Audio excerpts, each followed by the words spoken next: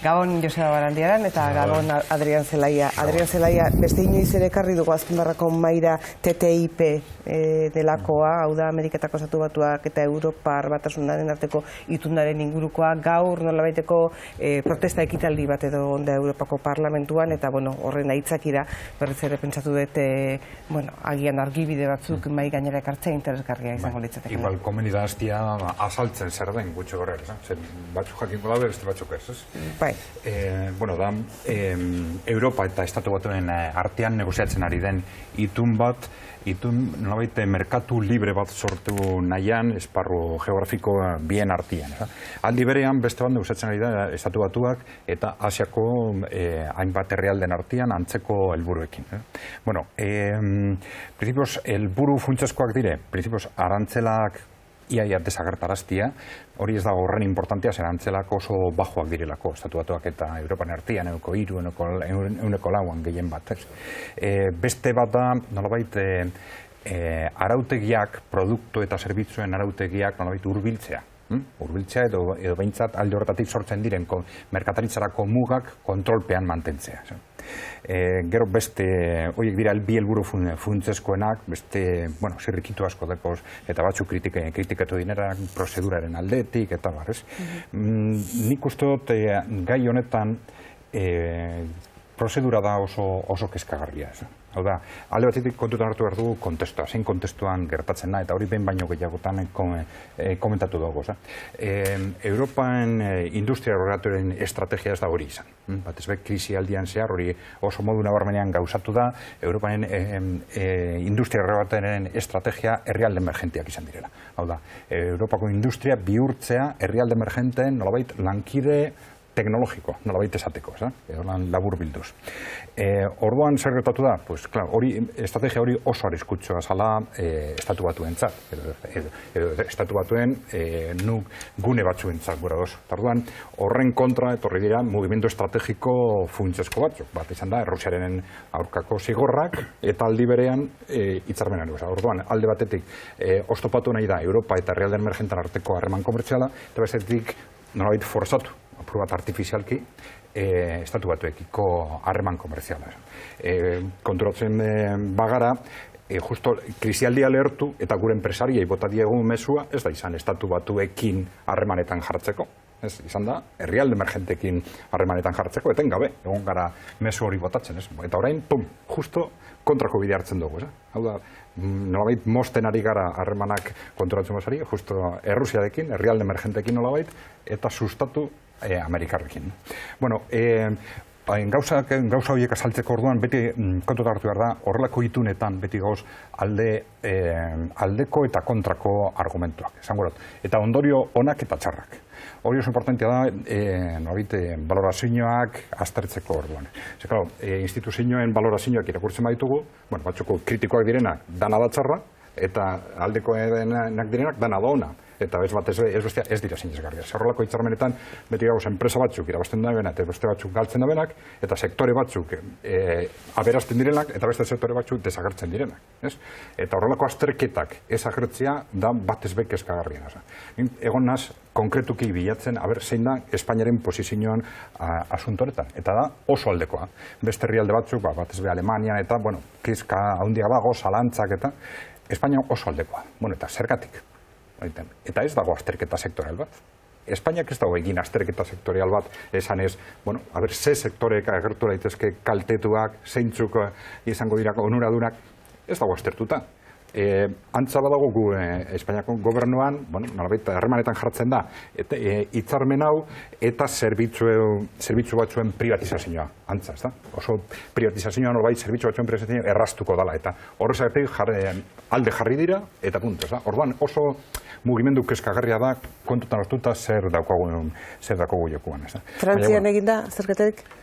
Bai, hor gertatzen Frantzian ere debate hori dago, eta azpimarratzen dena da, gardentasun falta eta informazio gutxi dagola negoziaketa hoien funtsaren inguruan. Baina edozein kasutan, ekonomista batzuk egin dituzte proiekzioak, alegia, olako akordio batek zer nolako eragina edukiko lukeen hazkunde ekonomikoan eta oso urria izango litzateke, eta gainera enplegu galera ere handia izan daiteke, zen horrek eragingo duena da desregulazio areta handiago bat, ez? Eta jadanik ikusi dugu 60. hamarkadatik landa 4 desregulazio fase egon direla, eta hori izango litzateke 5. Orain arte funtzionatu ez duenak eta krisi honetara eraman gaituenak nekez aukera emango du hazkunde ekonomikoaren garapena areagotzeko. Eta kontutan izan behar da, zein den testu ingurua. 2008an krisi ekonomikoa zegolarik, krisi finanzieroa Estatu Batuek jasan egin zuten erabat, eta baita Europak ere, baina krisia modu diferentean kudeatu zuten.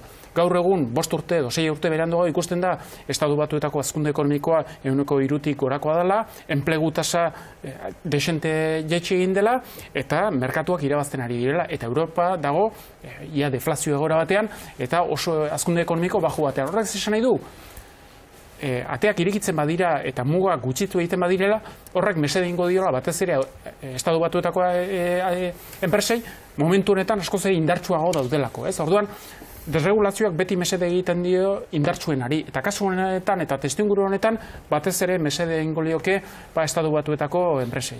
Joseba. Bueno, bat nator, akaso, oportunitatea edo egokiera ez dela berdina Europarentzat eta Ameriketako Estatu Batuentzat.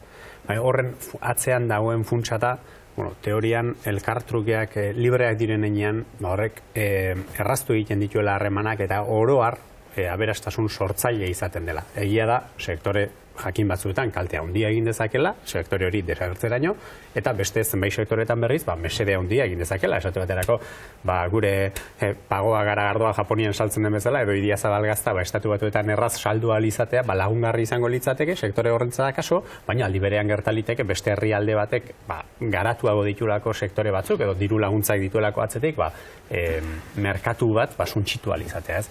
Horren baitan, zaila da aldeko edo kontrako jarrera bat izatea, Adrianek zioen bezala, sektoreko analisi bat beharko genukelako, eta hala ere, gertatuko litzake, Europan akaso nagusi den sektore bat, gurean presente egotea, eta aldiz, gurean oso garrantzitsua den sektore bat, demagun makina herramienta, akaso kaltetua gertatzea, eta horrek Europarako mesedea ekarri arren, euskal ikuspuntutik kaltea eragitea. Ez beraz, gai konplexua da, eta seguru asko ez da orain Europaren lehentasunetako bat. Nik Europan lehenagoko etxeko lanak ikusten ditut bat baino gehiago, baina bere hortan ez nuke demonizatuko, akordio bat delako, azken finean ez nago erabat ados ere desregulazio batera jotzen denik, baizik eta batak edo besteak eragin dezaken regulazioa ontza dematea, nolabait ere.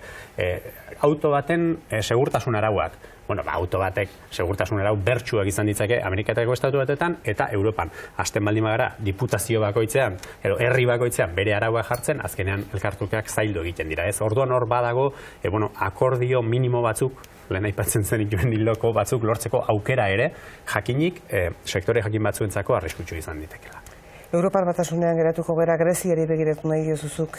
Nik zeharka begiratzen diot, baina Europak dauzkan etxeko lanetako bat. Ez nik Europa, Greziako bursak ehundik 13 egin du behera, hauteskunde aurrerapen bat dago, eta hor, iruditzen zait badala herrialde bat, estatu bat, burujabea teorian, baina praktikan dagoena zorpetua, humiliatua, eta esango nuke iaia interbenitua, hau da, ez dakit benetan zenbateraino den bere buruaren jabez. Eta Europar moneta batasunak batipat egin duen arkitektura horren barruan, geroz eta zalantzazkoagoa iruditzen zait, benetan batasun politiko baterantz behar adinako pausoak ematen ari ote diren.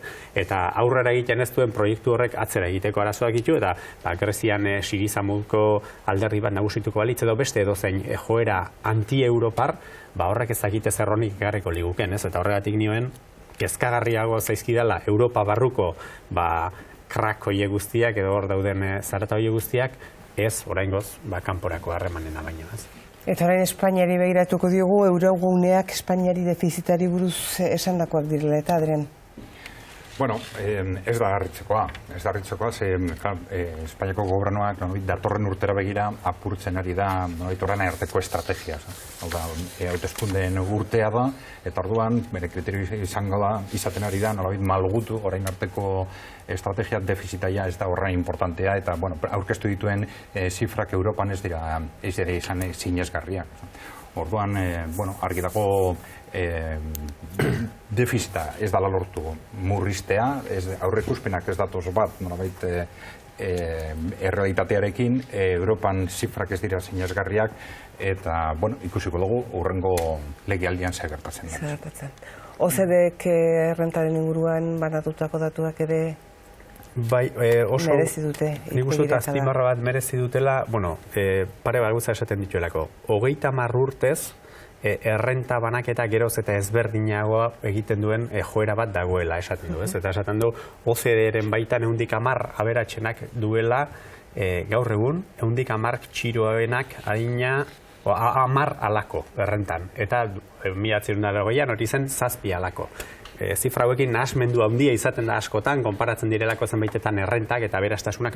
Gutxi gora esaten duena da errentaren banaketa geroz eta ezberdinagoa dela. Eta horrek gainera kalte egiten duela epe luzeko hazkundera begira. Besteak beste, baldintzatu egiten duelako formakuntza edo hezkuntzaren bidez, persona guztiek izan dezaketeren hezkuntzarako kantitate eta kalitate ikuspuntu batetik eskubidea. Eta horrek berak ez bakarrik ikuspuntu sozial batetik desiragarria izan litekelako lako berdintasun bat, baizik eta ekonomia hazkundearen ikuspuntutik ere mesede egiten duela frogatu du, nahiko txosten zabal batean eta urte askotako eta OCDEko herrialde guztiak bat sartzen dituen analisi batean, nahiko interesgarria esango nuke. Azken puntua urreak ekarriko du berriz ere Adrian Zelaia, gu oso urrezaleak era eta etengabeko albistea da. Gaur Txinara begira. Orain hasi dira zalantzatan jartzen Txinaren zifrak urrearen inguruan, ez da.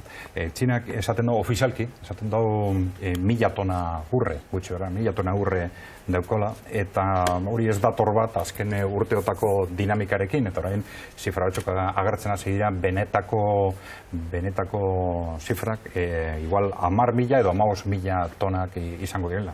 Estatu batuak dago 9.000 tonak teorikoetan, inork ez daki benetan zer daukin. Horrere gardentasun analisi bat litzak baina, hori dena sartzen da, behin eta berriz aipatu dugun dinamika edo estrategia horretan. Herrialde emergenteak pilatzen ari dira urrea, balizko krisi monetario baten aurrean, dolarren etorkizuna zalantzetan dagoen. Eta orduan Txinari egozten zaio zer urrea zer egin duela, era izkutuan eraman? Bai, batez be, nolabait banku zentralen kontabilidadean agertzen ez diren enpresetan, nolabait kokatuta dagoela. Hori da susmatzen dara.